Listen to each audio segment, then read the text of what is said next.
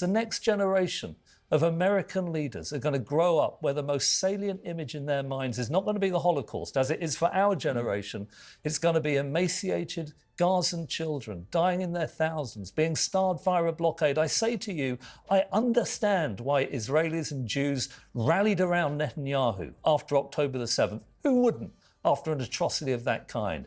But I believe you've been goaded into an overreaction that will reverberate through history of great strategic disadvantage to a country I want to do well. I see you. You made a substantive and I think reasonable argument. You drew an analogy between the destruction of Hamas and the destruction of the Nazis. I think this is a flawed analogy. Nazism was a nationalist movement within Germany. It was not intended to be an international movement. Germans' allies in the Second World War, Italy and Japan, it wasn't really an axis. They hated each other. They didn't coordinate effectively.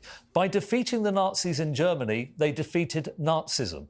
Religious fundamentalism crosses national borders. It's an ideology.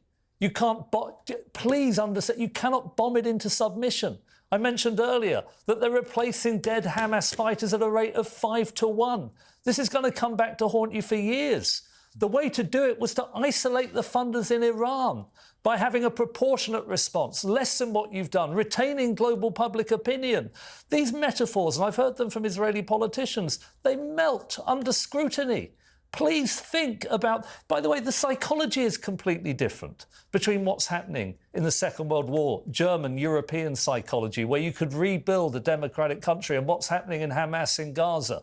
Unless we're clear, unless we have clarity over what the objectives are for Israel, Netanyahu's not talked about day one. We have no idea what the plan is, except for Smotrich's idea of ethnic cleansing, which would tarnish Israel's image irredeemably.